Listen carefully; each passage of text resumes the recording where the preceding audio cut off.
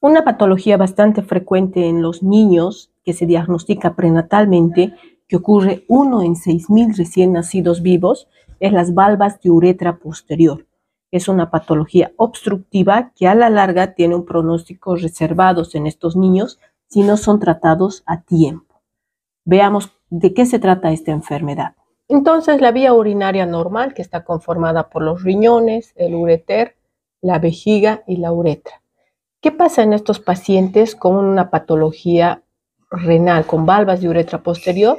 Pues se obstruye a este nivel, las valvas están a este nivel y ya forman una dilatación y una deformidad de la vejiga, la orina refluye hacia los uréteres y se torna una hidronefrosis. Como nosotros vemos en la imagen que es comparativa, aquí vemos una corteza renal con la parte medular y la parte cortical, y aquí vemos ya una disminución considerable, muy notoria de lo que es la corteza renal, la parte funcionante del riñón. ¿Qué son las valvas de uretra posterior? Las valvas de uretra posterior es esto. Es una patología congénita que se caracteriza por un repliegue de la mucosa que están unidas al verumontano.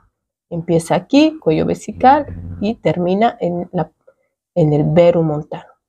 Estas son lo que son las valvas de uretra posterior, que dan una alteración de la morfología de la vía urinaria superior, que es bastante llamativa y que va progresando. Aquí ya tenemos lo que es una imagen ecográfica, donde tenemos este signo que es característico, las valvas de uretra. Aquí está la vejiga y aquí abajito tenemos el inicio de la uretra proximal y aquí ya el verumontano, ¿no? Esta imagen es típica porque es el ojo de cerradura, que es característico de lo que es las valvas de uretra posterior. Entonces, como vemos en esta imagen, y esto es característico, a nivel de la uretra tenemos estos repliegues de mucosa, que es congénito, ¿no? Que eso va a producir que la orina que se forme en la vejiga no tenga su salida por el trayecto uretral, sino que esté obstruyendo. Y como las valvas de uretra posterior, como se verá en la imagen, son así. Entonces, cuando la pipí quiere salir, eso hace un efecto de stop, ¿no? Y no permite que el flujo de orina salga. En este caso es nuestro paciente nacido 1 mes de vida. Esta es una ecografía que le hicieron prenatalmente, donde evidenciamos lo que es aquí el riñón, toda esta dilatación, lo oscuro que se ve, y aquí lo que vemos, la corteza del riñón, que prácticamente ya tenemos una pérdida del riñón izquierdo. Esta otra ecografía ya un poco posterior, ya después de las 30 semanas de vida, donde vemos aquí la imagen característica de como las orejas de Mickey, donde vemos una dilatación bastante ya moderada, con ya una disminución muy significativa de lo que es la corteza del riñón y una hidronefrosis marcada.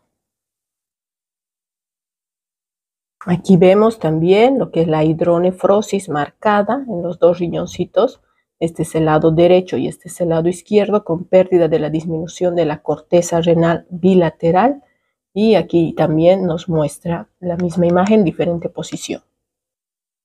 Ya esta es al mes de vida, previo a su cirugía. Tiene una hidronefrosis severa, bilateral, el derecho y el izquierdo, prácticamente 2 bolsas de agua, con una corteza sí presente, pero muy adelgazada. Aquí vemos el riñón del lado derecho, una pelvis renal bastante amplia, una dilatación significativa, disminución de la corteza renal. Aquí tenemos el otro riñoncito, una corteza renal bastante disminuida y pues una hidronefrosis marcada. Otra imagen donde vemos la hidronefrosis derecha, la pelvis derecha, y aquí vemos el riñón derecho, ¿no? Una hidronefrosis severa, una disminución de la corteza renal. Y estas patologías siempre son bilaterales. Y aquí nuestro paciente de 1 mes de vida, el abdomen bastante no elevado hacia arriba o globoso, sino laterales, ¿no? Aquí los riñoncitos bastante dilatados y el genital. y listo para su cirugía. ¿Qué nos dicen las guías de cómo actuar acerca de las valvas de uretra posterior? Nos dicen que si ya se tiene un diagnóstico prenatal, la paciente, la mamá, debe ser referida al urólogo pediatra para que haga una orientación sobre la patología, posible diagnóstico del niño que está viniendo con la dilatación, la hidronefrosis bilateral. Entonces ya damos opciones de diagnóstico y opciones de tratamiento para no agarrar a la mamá en curva y que esté ansiosa y desesperada después de dar la luz al nuevo niño. Una vez que el niño nace, se tiene que hacer inmediatamente lo que es permeabilizar la vía urinaria, es decir, una vesicostomía, que en este caso fue nuestra conducta. Pero ya referido a destiempo, ¿no? Ya un poco tarde, pero se trata siempre de hacer lo posible para salvar la función del riñón, que es lo más importante en estos casos. No tanto las valvas de uretra, porque pues es un niño pequeño y la instrumentación en la uretra es un poco dificultoso, sino salvar la funcionalidad del riñón, que es lo que nos garantiza con la vesicostomía, que es la primera conducta. En otras partes del mundo también se hace lo que es el shunt vesicoamniótico, ¿no? Ya en la parte fetal. Una vez diagnosticado hidronefrosis bilateral, se hace urología fetal, se coloca el shunt vesicoamniótico y después ya se resuelve una vez que nace el niño. En este caso se hizo una vesicostomía y hasta esperar una mejoría del niño. Laboratorialmente este paciente tiene una creatinina de 0.5, paciente sin infección urinaria diagnosticada previamente y con un crecimiento adecuado para la edad. Sin embargo, se espera al hacerle el control al mes con un estudio de imagenología que tenga una buena mejoría, que aumente lo que es la corteza renal y que ya no tenga la dilatación de los uréteres y más bien tenga un correcto vaciamiento vesical, para hacer ya en un segundo tiempo la resolución de la valva de uretra posterior y cerrar la vesicostomía, tratando siempre de salvaguardar la vida del bebé y la función de los riñones, ¿no? Un abrazo grande, amigos, y síganos en YouTube.